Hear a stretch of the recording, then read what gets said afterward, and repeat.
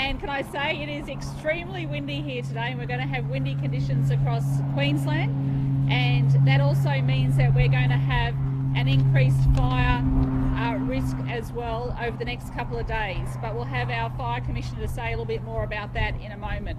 But let me give you the COVID update first. So we have 0 community cases. We have 1 case in hotel quarantine, and we're not worried about that at all.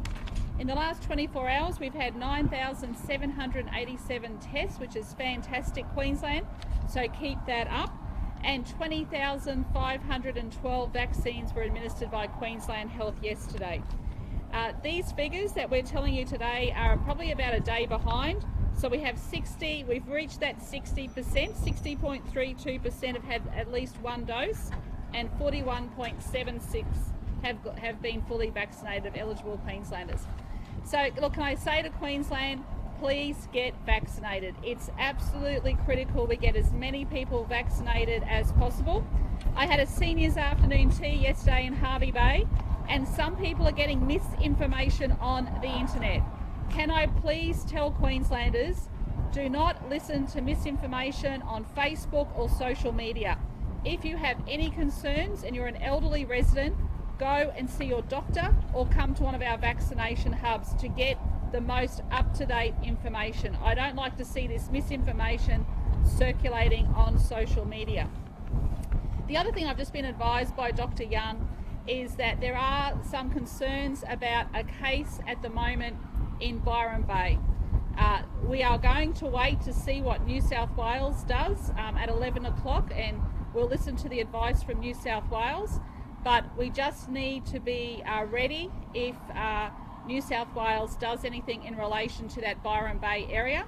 So please listen to updates from Queensland Health following the New South Wales press conference. So we'll keep everyone updated in relation to that.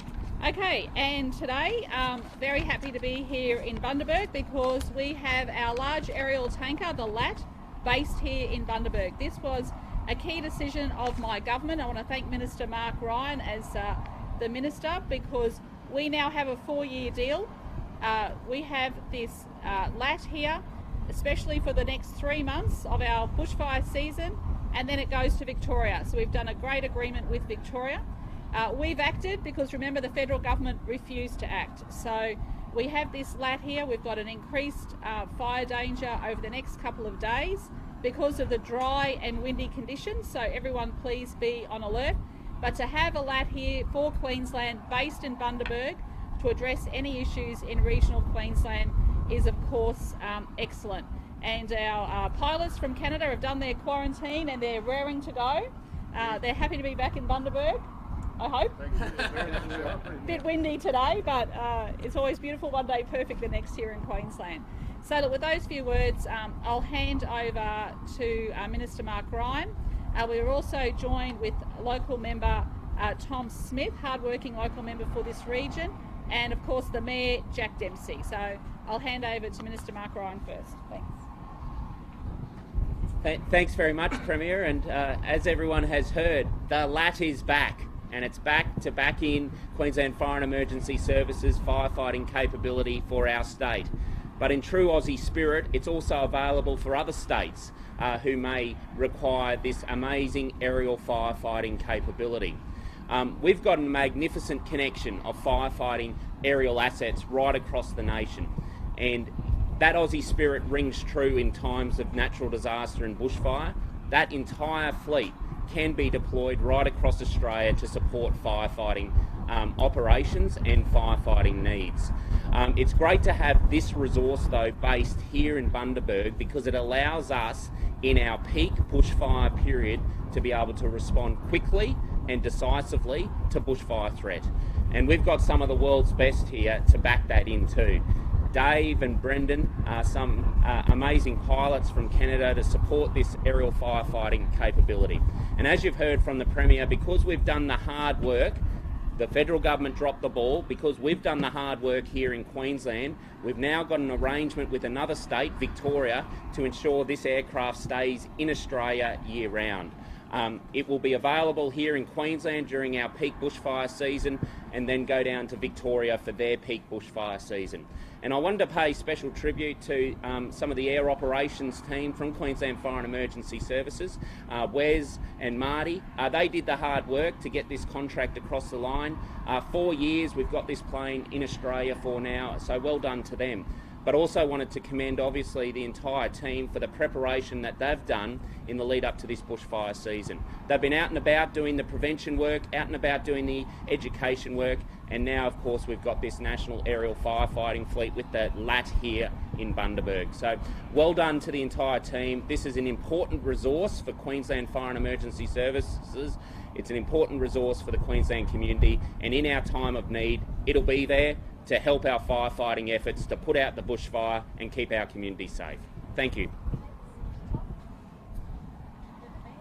Well, it's wonderful to have the Premier, the Minister and the LAT back in Bundy, and it's coming off a wonderful weekend of the Super Pfizer weekend where we saw over 2,000 people across the Wide Bay roll up and get that jab. I'm very, very proud to say that Bundaberg, we won the competition, Premier. 959 people from Bundaberg, they rolled up to the TAFE, they rolled up their sleeves and we got the vaccination, and I was one of those 959, because at the end of the day it's all about keeping our community safe, and that's exactly what the large air tank is here to do. It's to make sure that we're working with those fire crews who are down there on the ground, on the front line, keeping them safe to keep our community safe. And at times like this I think about someone like Dave Spratley. So Dave is part of the Rural Fire Brigade here in the Bundaberg region. He's on the ground and he just won the State Volunteer of the Year. So that's a fantastic Bundaberg regional story, but also what a great story to know that people like Dave are going to have a wonderful asset here to drop 10,000 litres of capacity of suppressant when they're out there on the front line fighting that fire. So it's a fantastic initiative. Thank you to the Premier for bringing back the LAT, and also thank you to the Minister for having it here on Australian soil year round. That's a great win. We know that Queensland, it's a volatile season, but we need to make sure that that LAT's here for use year round. So thank you so much to the Premier, thank you so much to the Minister, all of QFES, and of course our new friends from Canada, who I know, I hope they got their vote in today because there is a snap election on. How do we go? I know that they're already looking at sites in the Bundaberg region as well. There's some great real estate going. So thank you again to the Premier, thank you again to QFES and all the work. This is all about keeping our community safe. Well, good morning everybody. I just want to say how proud the whole Bundaberg and Wide Bay region is in having this aircraft based here, and the commitment from the state government. And certainly, on behalf of the whole of the community here, want to really thank the Premier, Annastacia Palaszczuk. Well, it's the closest thing, and I just want to say a big thank you to the Premier for listening to Queenslanders, for making sure that they are kept safe. And having this aircraft here in Bundaberg sends a clear message in the lead up to the fire season that the government is listening to the people of Queensland, keeping them safe. And the other aspect about having this particular aircraft based here is the volunteers. We're heading into SES week, and the volunteers and their families can see that the government and the state values their volunteers and values their emergency service workers.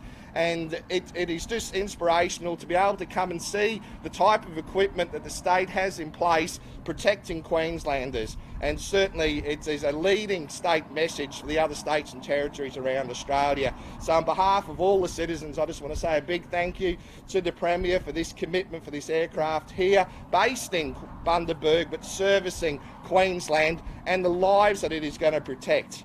And often volunteers are getting older, and sometimes these volunteers are the ones we should be taking out of risk, but they're going in to risky situations, and now that they've got the support from the air and the expertise on the ground, it means that we can respond and get on top of disasters in a more timely way. So I've got no doubt that this plane will save lives of many Queenslanders as well as property going forward. So a big thank you to the Premier for this announcement here today. Thank you. Thank you. And the Fire Commissioner might just update us on the conditions. Yes. Good morning everyone. It's great to be in Bundaberg today to welcome the large air tanker to Queensland. The large air tanker here is on a 4-year contract shared with Victoria. So the aircraft will spend the Queensland bushfire season here in Bundaberg. Then after a changeover period we'll move to Victoria. We've written into the contract a changeover period so that if the Queensland bushfire season should extend beyond its normal time frame, the aircraft will still be available to us. And it's a timely reminder because we're moved into bushfire season now. Yesterday we experienced over 20 bushfires across Queensland, and so if you were thinking of using fire to clean up around your property, it's probably now too late. So I'd encourage you to contact your local fire warden or talk to your local rural fire brigade officers about how you can clean up around your property. The large air tanker is the jewel in the crown of our aerial firefighting fleet here in Queensland, and it supplements the over 150 call when needed aircraft that we have as our aerial firefighting capacity here in Queensland. Queensland Fire and Emergency Services and our rural fire service is very prepared for the bushfire season that lies ahead, but we can't do it without the support of the community. So I asked everyone to be vigilant around bushfires in Queensland, and if you haven't written your bushfire survival plan, could I please ask you to talk to your families about making sure you stay safe this bushfire season. Happy to take some questions.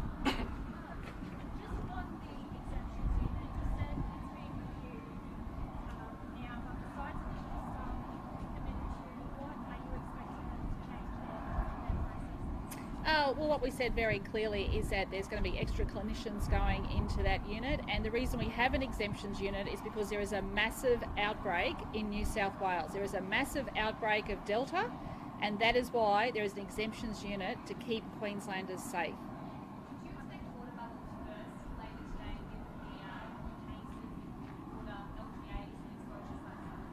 The Chief Health Officer will be watching very closely what happens in New South Wales.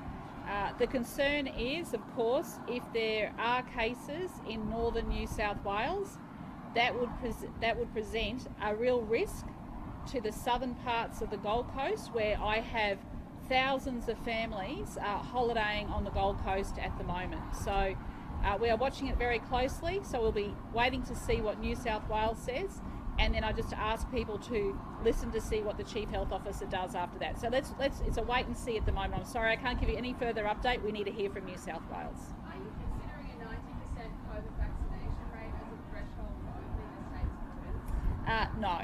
So that is misinformation that was being peddled today.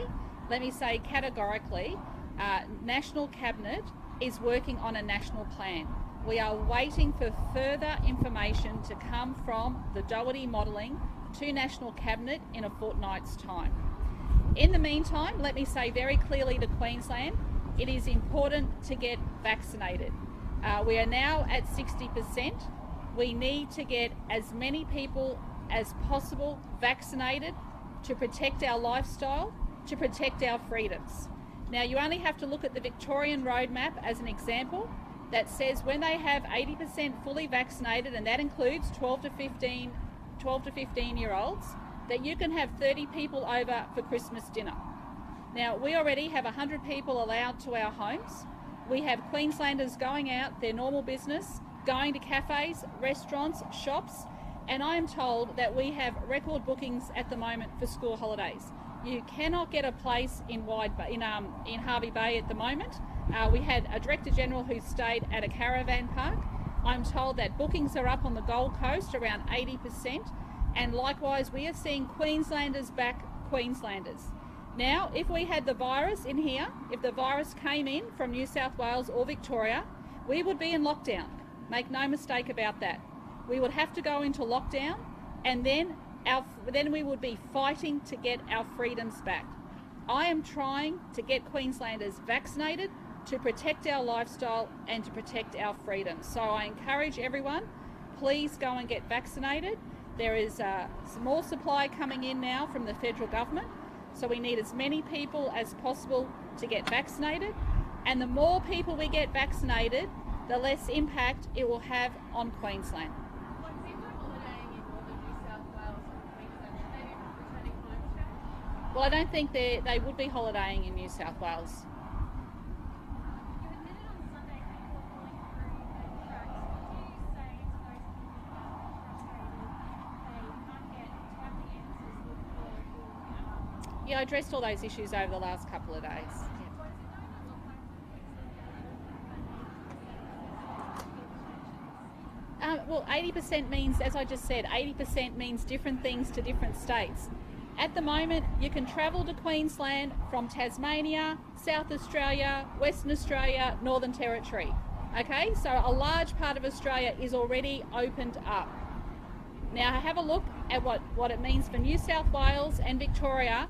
It is completely different to Queensland, because Queensland is already open. It's very windy. Everyone hang on to everything. It's almost like mini cyclonic winds, isn't it? So we are already open. So getting vaccinated helps everyone protect our community and protect our lifestyle.